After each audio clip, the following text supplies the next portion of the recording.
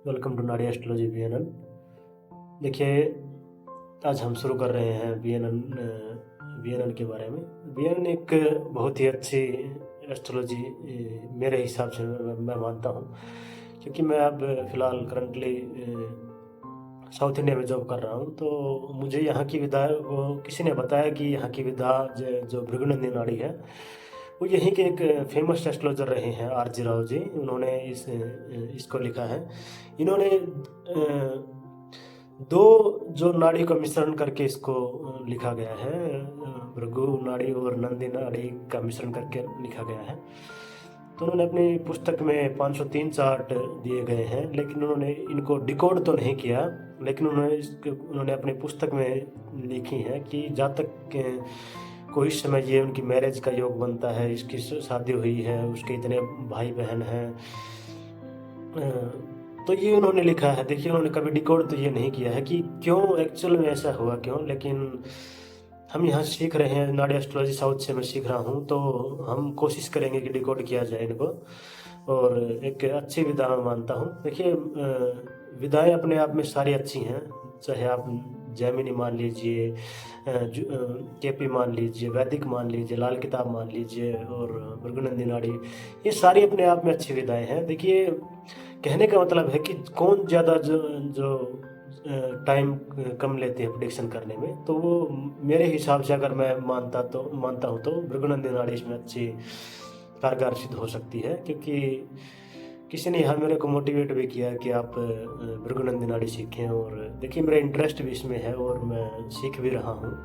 और हम जल्द ही एक इसके ऊपर अच्छा प्रोडिक्शन करने की कोशिश करेंगे, भृगुनंदी नाड़ी एक्चुअल में है क्या। और देखिए, भृगुनंदी नाड़ी जैसे कि इसमें मान लीजिए कोई भी क्लाइंट आता है और उसके पास डेट ऑफ बर्थ तो है, लेकिन उसका एक्चुअल टाइम नहीं है, तो और जो विधाएं हैं उसमें क्योंकि लगन को ज़्यादा महत्व दिया जाता है, तो वो प्रिडिक्शन करने में थोड़ा सा जो भी एस्ट्रोलॉजर होगा वो हिचकिचाएंगे, क्योंकि क्योंकि बिना टाइम के वो उनको पता ही नहीं लगन में कौन सा ग्रह बैठा है। तो यहाँ पे एक बीएनएन कारगर सिद्ध हो सकती है, क्योंकि बीएनएन जुपिटर से देखी जाती है। जो जीव होता है, जो गुरु जहाँ भी ट्रांजिट कर रहे हैं उसको लगन में रख दिया जाता है और उसी से प्रिडिक्शन किया जाता है।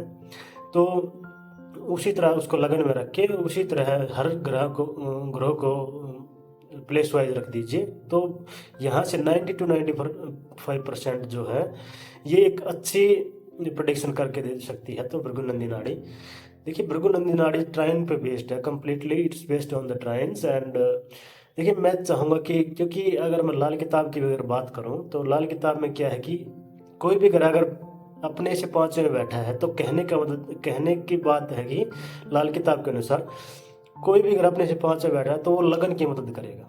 कहने के मतलब जो पहले घर उससे जो हम 5वें गिन रहे हैं तो उसकी मदद करेगा। वो जो 9th में जो बैठा होता है उस ग्रह से 9th में जो बैठा होगा वो उसका बुनियाद बोला जाता है। तो इसी तरह से भृगुनंदी नाड़ी में भी है। भृगुनंदी नाड़ी में थोड़ा सा डिफरेंट कॉन्सेप्ट है, वो ऐसा इसलिए क्योंकि एक 5 9 जो ये होती है, ये जो होती है ईस्ट की राशियाँ होती हैं, और ईस्ट की राशियाँ पूर्व की राशियाँ होती हैं। तो कोई भी मान लीजिए कोई भी ग्रह अगर मान लीजिए अगर शनि पहले भाव में बैठा है और पंचम में बैठा है सूर्य, 9th में बैठा है गुरु, तो कहने का मतलब है कि ये जो ग्रह हैं ये एक ही दिशा में है, तो इनका प्रभाव जो है 70 to 75% रहेगा। मान लीजिए कोई भी ग्रह अगर गोचर कर रहा है पहले नंबर पे, यानी एक राशि में गोचर करता है, तो उसका प्रभाव पंचमेश पे भी होगा और उसका नवमेश पे भी होगा।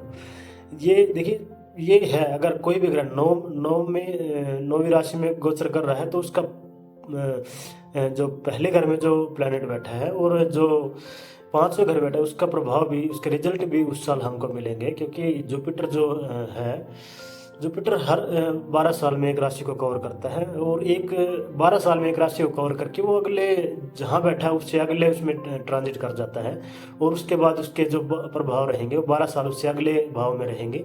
तो इसीलिए 12 साल वो रहते हैं। देखिए, ये एक मेजर प्रोग्रेशन बोला जाता है जुपिटर का। माइनर प्रोग्रेशन के लिए हम क्या करेंगे कि मान लीजिए अगर पहले 12 साल वो एरीज में है, पहली राशि में बैठा है, तो वो 12 साल जो पहला रहेगा वो एरीज में रहेगा। तो मतलब कहने का मतलब वो मेजर प्रोग्रेशन होगा, वो 12 साल वो वहाँ के रिजल्ट देगा।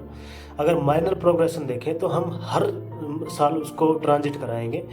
एक्चुअल में देखिए ये इमेजिनरी है होता है, ये एक्चुअल में ये ऐसा होता नहीं है। लेकिन हम हमारे हिसाब से, जैसे कि आरजी राव ने अपने हिसाब से इसको ट्रांजिट कराया है, और भृगु ऋषि ने भी 5000 साल पहले इसके बारे में बता दिया गया था। तो मैं चाहता हूँ कि मान लीजिए मेजर प्रोग्रेशन 12 साल रहेगा, तो माइनर प्रोग्रेशन का क्या है कि माइनर प्रोग्रेशन हर साल बदलता रहेगा। देखिए पहले साल, मान लीजिए 12 साल मेजर प्रोग्रेशन एरीज में रहता है, तो पहले साल जो रहेगा माइनर प्रोग्रेशन रहेगा वो एरीज से स्टार्ट होगा। दूसरे साल रहेगा वो होगा यानी वृषभ राशि में, टॉरस में रहेगा। तीसरे साल अगर जेमिनाइन में, चौथे साल जो रहेगा वो कैंसर में रहेगा। तो इसी तरह 12 साल वो पूरा करके, 12 साल पूरे करके वो टॉरस में चला जाएगा। अगले 12 साल रिजल्ट देगा वो टॉरस के देगा। तो ये जो नाड़ी एस्ट्रोलॉजी में इसका बहुत ही अच्छा मुझे इसका लगा है, क्योंकि प्रोग्रेशन पे डिपेंड